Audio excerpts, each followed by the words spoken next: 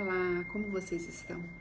Já estão passando aí há mais de 30 dias em isolamento social e eu creio que nossos corações ainda, mesmo aprendendo já a lidar com todo esse momento que estamos vivendo, nossos corações ainda estão aí um pouquinho ansiosos, de vontade de abraçar, de estarmos juntos. E eu vim aqui para trazer uma palavra pastoral ao seu coração. Queria compartilhar com vocês uma palavra sobre o valor de um coração compassivo. E o texto bíblico que eu queria estar lendo aqui para vocês está em Marcos 6, 34 até o 44, que diz assim: E Jesus saindo viu uma grande multidão, e tendo compaixão deles, porque eram como ovelhas que não têm pastor, e começou a ensinar-lhes muitas coisas.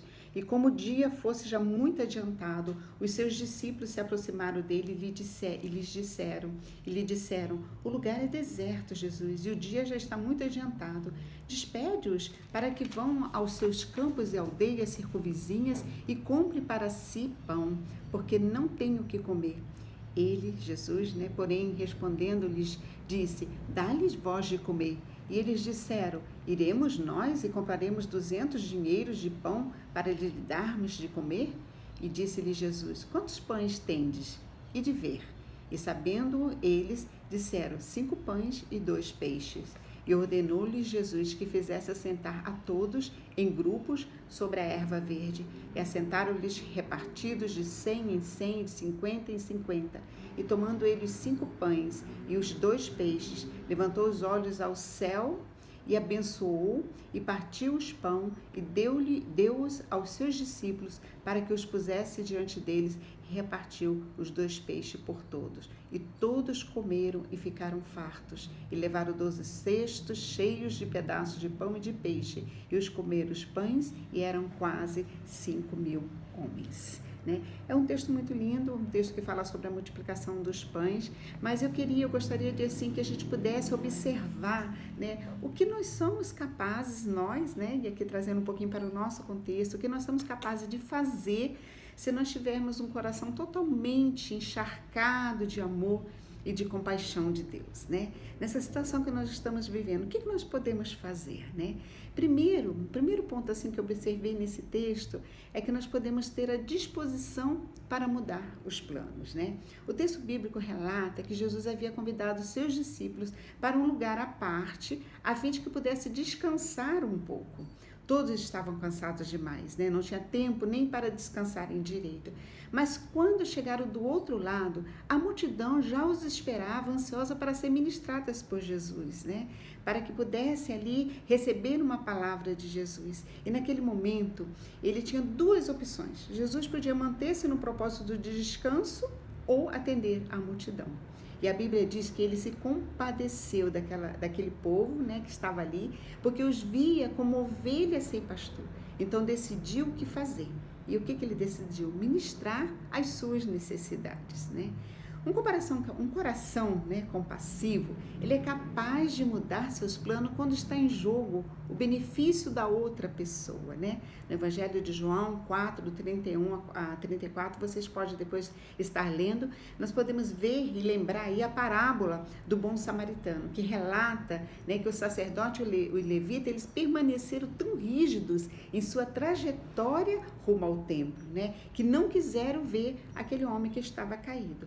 O bom samaritano não, Ele, embora tivesse todos os seus planos e seu próprio caminho, ele deixou tudo de lado para atender uma necessidade maior, E o que nós podemos aprender nesse primeiro ponto, A disposição para mudar os nossos planos, Uma segunda coisa que nós podemos observar é que também nós precisamos ter uma disposição para ver que se pode dar mais um passo.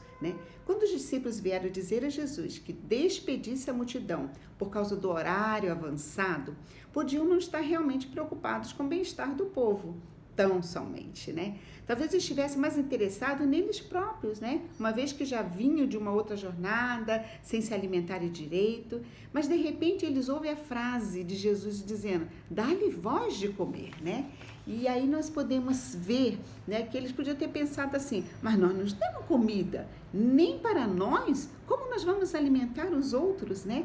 Será que você já passou pela experiência, né, de ter que de oferecer alguma coisa que ainda nem tivesse para si, né? Em algumas situações nós sentimos impotentes, sem saber como ajudar, né? E Jesus queria ensinar aos discípulos que eles podiam fazer muito mais do que achavam que podia. Eles estavam cansados, exaustos, né? E procuravam um meio de sair daquela situação. Mas o Senhor Jesus os envolveu novamente, eles acabaram tendo uma experiência riquíssima com o Mestre, aprendendo que podia alimentar multidões. Eles viram que era possível dar mais um passo, né? E aqui nós podemos aprender também isso, né? Podemos aprender com toda essa situação que nós estamos vivendo também, que nós podemos dar mais um passo. Nunca podemos entender que somos limitados naquilo que nós podemos oferecer, né? E uma terceira coisa que nós observamos nesse texto, né, que eu pude observar nesse texto, é que nós podemos ter disposição de mudar o nosso foco para resolver um problema. Os discípulos estavam desesperados diante da incumbência recebida de alimentar aquele grande número de pessoas. Onde achariam tanto dinheiro para cumprir aquela tarefa? Jesus, porém, não mantinha o foco da atenção voltada para o que eles não tinham. Ele tinha sim o que estava em suas mãos. Então Jesus não estava preocupado se tinha, se não tinha, se o dinheiro dava ou se não dava. Mas ele apenas focou naquilo que ele tinha em mãos, né? Ele não perguntou de quanto vocês precisam, mas sim o quanto vocês têm, né? Verificou-se que havia entre eles apenas 5 pães e 2 peixes. Com essa quantidade, uma multidão foi alimentada, né? E eu creio que nesse texto, né, que para alguns parece uma alegoria, mas eu creio que é no dar graças, né? No agradecer, no elevar para Deus e agradecer por aquele 5 pães e 2 peixes, né? Que houve a multiplicação, né? Na gratidão do coração, né? Eles entendendo que é aquilo que você tem na mão, não precisa ter muito para oferecer para as pessoas, né? Porque o pouco que você tiver em suas mãos, Deus vai multiplicar, né? E há uma outra passagem bíblica onde uma viúva, né, pedia ajuda ao profeta para saldar a sua dívida e ele lhe perguntou: o que você tem em casa, né? E ela respondeu: apenas uma botija de azeite. E com essa botija de azeite, toda a sua dívida foi paga, né?